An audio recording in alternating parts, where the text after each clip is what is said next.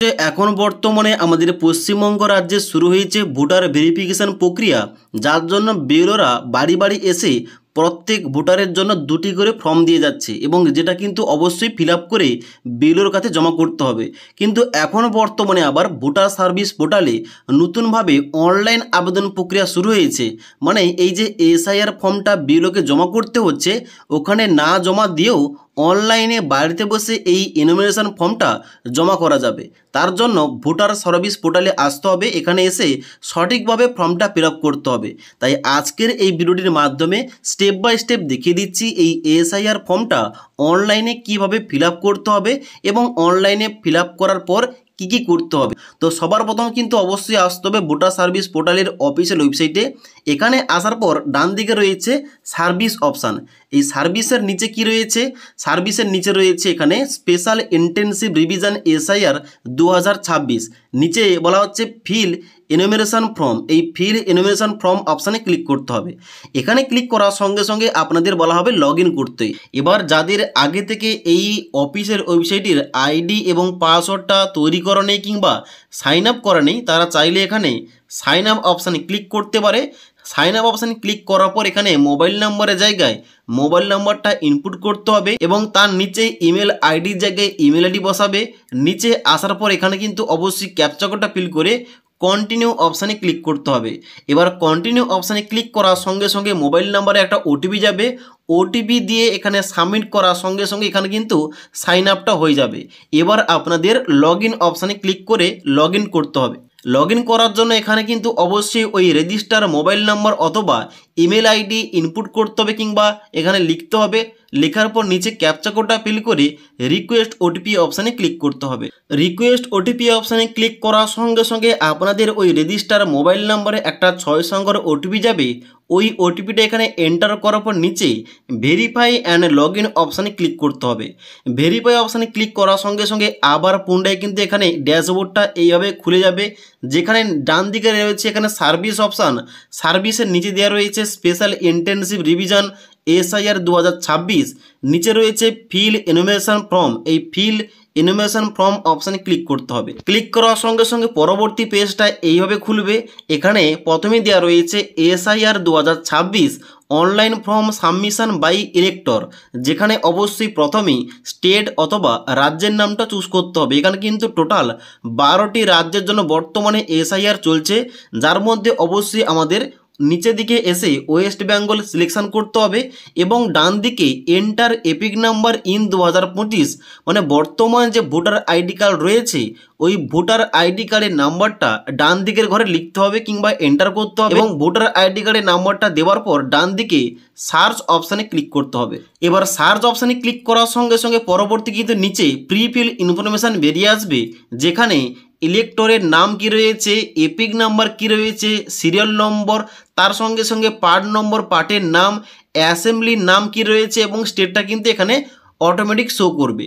এবার নিচে একটা গুরুত্বপূর্ণ পয়েন্ট বলা হচ্ছে যে please ensure that your name on Aadhaar card exactly match your name, যেখানে কিন্তু অবশ্যই আপনার আধার কার্ডের যে নাম রয়েছে ওই নামের সঙ্গে ভোটার আইডি কার্ডের নামটা কিন্তু অবশ্যই ম্যাচ থাকতে হবে, তবেই কিন্তু এই অনলাইনে এসআইআর ফর্মটা জমা দেওয়া যাবে কিংবা ফিল আপ করা যাবে।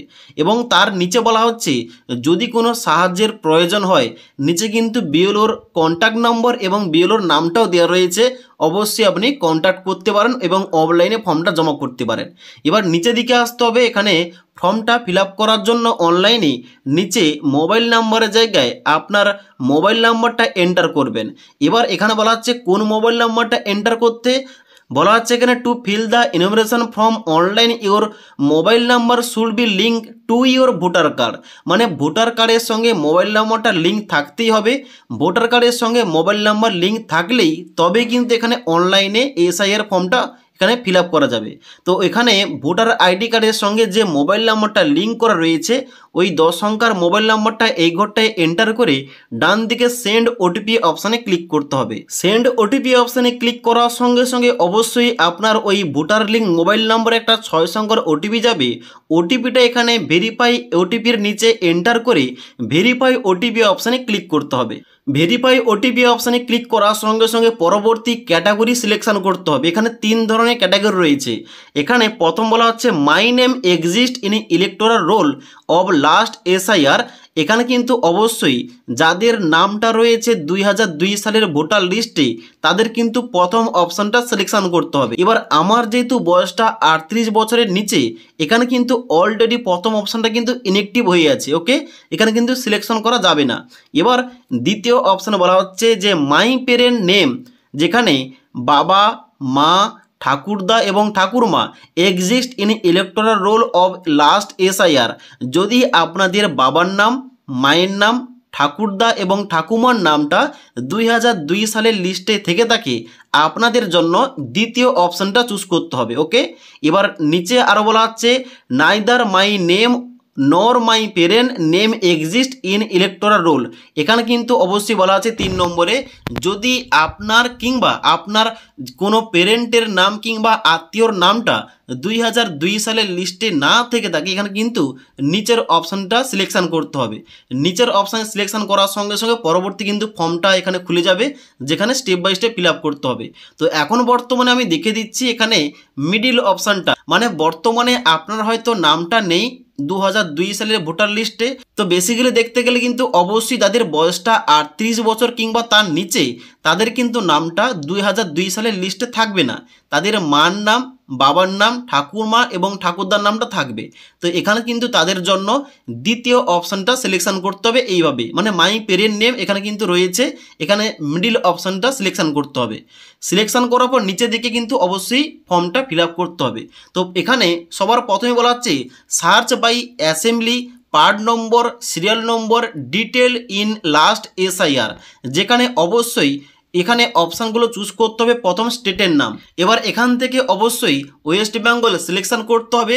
সিলেকশন করার পর ডান দিকে বলা হচ্ছে অ্যাসেম্বলি কনস্টিটিউয়েন্সি ইন 2002, মানে 2002 এর লিস্টে যে আপনার বাবার নাম কিংবা মায়ের নাম কিংবা ঠাকুরদা কিংবা ঠাকুমার নাম রয়েছে, এখানে ওই ভোটার লিস্টে অ্যাসেম্বলি কি রয়েছে, এখানে কিন্তু অবশ্যই ওই অ্যাসেম্বলির নামটা সিলেকশন করতে হবে এই লিস্ট থেকে। ওকে, অ্যাসেম্বলি চুজ করার পর নিচে রয়েছে পোলিং স্টেশন নম্বর এবং নেম ইন 2002, মানে ওই 2002 এর ভোটার লিস্টে পোলিং স্টেশনের নামটা কি রয়েছে কিংবা নম্বর কি রয়েছে, এই সমস্ত কিছু ইনফরমেশান 2002 এর প্রথম পাতায় পেয়ে যাবে। মানে যে ভোটার লিস্টে আপনার বাবার নাম, মায়ের নাম কিংবা আত্মীয়র নামটা রয়েছে, ওই লিস্টের প্রথম পাতায় এই সমস্ত ইনফরমেশান দেওয়া থাকবে। তো এখানে কিন্তু অবশ্যই আপনার পুলিং স্টেশন এবং নাম্বারটা এখান থেকে সিলেকশন করতে হবে। এবার পুলিং স্টেশনের নামটা সিলেকশন করার পর ডান দিকে বলা হচ্ছে পার্ট সিরিয়াল নম্বর ইন 2002, অর্থাৎ 2002 সালের লিস্ট অনুযায়ী পার্ট সিরিয়াল নম্বরটা এখানে এন্টার করতে হবে। এই সমস্ত কিছু অবশ্যই 2002 সালের লিস্ট অনুযায়ী পেয়ে যাবেন। তো এখানে কিন্তু সিরিয়াল নম্বরটা দেওয়ার পর নিচের দিকে আসতে হবে, বলা হচ্ছে সিলেক্ট ইওর রিলেশনশিপ। এবার যদি আপনার বাবার নামটা থেকে থাকে এখানে কিন্তু অবশ্যই ফাদার চুজ করতে হবে, যদি মায়ের নামটা থেকে থাকে মাদার চুজ করতে হবে।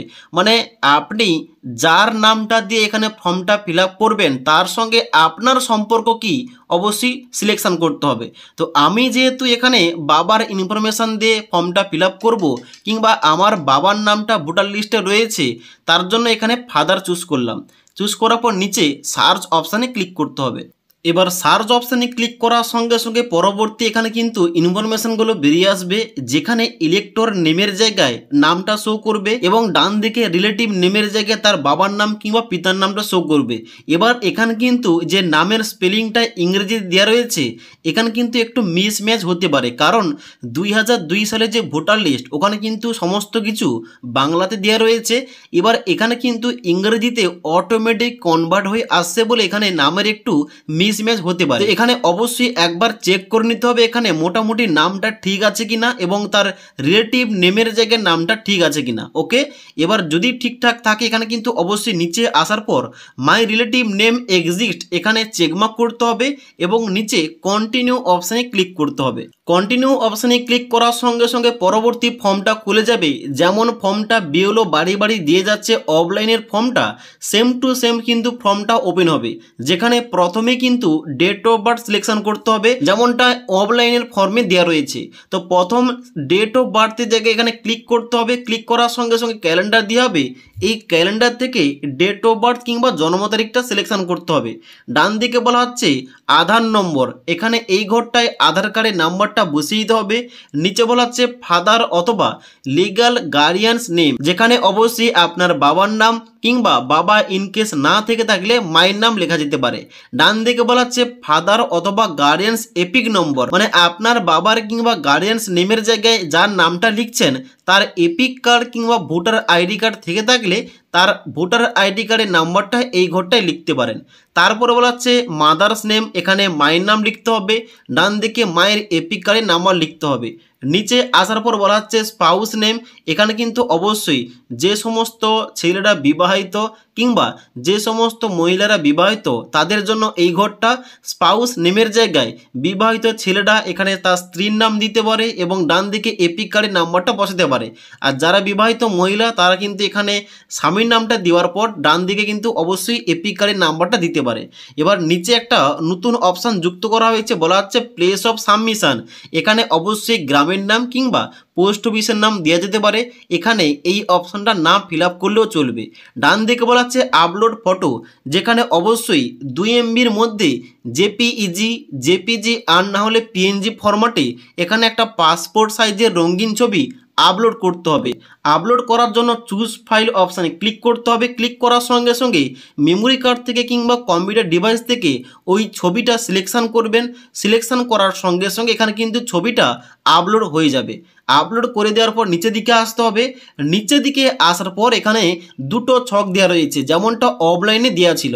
তো এখানে কিন্তু একটা সুবিধা হচ্ছে কি, একটা সুবিধা এখানে কিন্তু ডান দিকের যে ঘরটা দেওয়া রয়েছে এটা কাদের জন্য, মানে যার বর্তমানে 2002 লিস্টে নামটা নেই, তারা হয়তো তার বাবার কিংবা মায়ের কিংবা ঠাকুরদা কিংবা ঠাকুমার এখানে সমস্ত কিছু দিয়ে এখানে ফর্মটা ফিল আপ করছে, তাদের যে ডান দিকের ঘরটা ফিল আপ করতে হবে এখানে কিন্তু অনলাইনে করলে অটোমেটিক ফিল আপ হয়ে যাচ্ছে এবং অটোমেটিক কিন্তু এখানে সমস্ত কিছু ফিল হয়ে যাচ্ছে।